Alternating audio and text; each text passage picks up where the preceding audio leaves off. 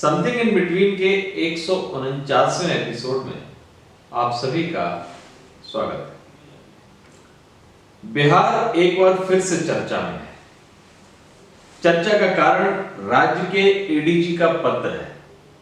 पत्र में social media पर सांसदों, विधायकों, मंत्रियों और अधिकारियों के खिलाफ अपमानजनक टिप्पणी मामले में सख्त कार्रवाई की बात कही गई है। एडीजी ने ऐसी टिप्पणियों की सूचना आर्थिक अपराध इकाई को तत्काल देने के लिए कहा है। जदयू इस पत्र के समर्थन में है, जबकि मुख्य विपक्षी राजद का आरोप है कि राज्य की नीतीश सरकार आलोचना का मुंह बंद करना चाहती है। एडीजी के पत्र को सतही तौर पर देखें तो इसमें कुछ बुरा नहीं है। यह सच्चाई है कि सोशल मीडिया में अपमानजनक टिप्पणियों की बाढ़ सी आई हुई है। जिसका जो मन है वह उसे सोशल मीडिया प्लेटफॉर्म पर लिख रहा है। सुनियोजित तरीके से कई शख्सियतों के खिलाफ इसी प्लेटफॉर्म पर अभियान चलाया गया है। अभिनेता सुशांत सिंह राजपूत की मौत के मामले में अभिनेत्री रिया चक्रवर्ती के खिलाफ घृणा से भरा अपमानजनक और अस्वीकार्य अभियान चलाया गया। किसान आंदोलन के बीच पंजाबी गायक दलजीत दोसांझ के खिलाफ उनके जन्मदिन पर #खालिस्तानी कुत्ता अभियान चलाया गया। अपने देश में कई बार सोशल मीडिया पर दुष्प्रचार के जरिए सांप्रदायिक दंगे कराए गए। एक धर्म विशेष के खिलाफ अब तक माहौल बनाने की लगातार मजबूत कोशिश हो रही है। इस लिहाज से इस पत्र को देखें तो कुछ बुरा नहीं लगता।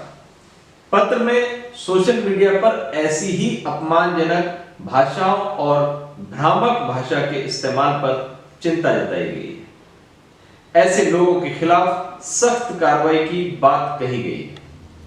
यह भी कहा गया है कि ऐसी प्रवृत्तियों पर रोक जरूरी है। फिर इस पत्र पर विवाद क्यों हो रहा है? जाहिर तौर पर विवाद के कई कारण हैं। सबसे पहला सवाल तो यह है कि जब सोशल मीडिया या कहीं भी किसी के खिलाफ आपत्तिजनक टिप्पणियों के मामले में पहले से कानून है तो इस तरह के पत्र की जरूरत क्या है? फिर एडीजी ने ये क्यों नहीं लिखा कि सोशल मीडिया पर किसी के खिलाफ भी ऐसी टिप्पणियों पर सख्त कार्रवाई होगी? क्या इस देश में सिर्फ सांसदों, विधायकों, मंत्रियों और अधिकारियों को ही विशेष अधिकार प्राप्त है? पत्र में सबसे अहम भ्रामक सूचना देने के मामले में कार्रवाई की बात कही गई है। सवाल है कि राज्य की पुलिस और राज्य के प्रशासन के लिए भ्रामक सूचना का क्या पैमाना है? इसकी क्या गारंटी है कि नौकरशाही सही सूचना को भी भ्रामक सूचना के दायरे में लाकर कार्रवाई नहीं करेगी? कल को किसी भ्रष्ट अधिकारी के खिलाफ सही सूचना को भी भ्रामक बताकर प्रशासन ऐसी सूचना देने वालों को प्रताड़ित कर सकता है। पूरे मामले में समस्या की जड़ की तरफ ध्यान नहीं दिया गया है। सोशल मीडिया ने पूरे देश में बड़ी संख्या में ट्रोल आर्मी को खड़ा कर दिया है। एक समूह है जो इन ट्रोल आर्मी को नियंत्रित करता है। किसी शख्सियत के खिलाफ अभियान चलाना हो, किसी को बदनाम करना हो, तो यही ट्रोल आर्मी सोशल मीडिया पर शख्सियतों का जीना हराम कर देती है। सोशल मीडिया के अस्तित्व में आने के बाद कई शख्सियतें इसका शिकार हो चुकी हैं। खुद भाजपा के वरिष्ठ नेता सुब्रमण्यम स्वामी ने बीते दिनों अपने पीछे ट्रोल आर्मी को लगाने का आरोप लगाया। सोशल मीडिया पर स्वामी को सरकार की कुछ नीतियों की आलोचना करने के कारण ट्रोल किया गया। स्वामी ने इसके लिए भाजपा आईटी सेल के मुखिया अमित मालवीय को जिम्मेदार बताया। उनके खिलाफ कार्रवाई की मांग करते हुए भाजपा नेतृत्व को धमकी दी। इस मामले में आगे क्या हुआ इसका किसी को कुछ नहीं पता।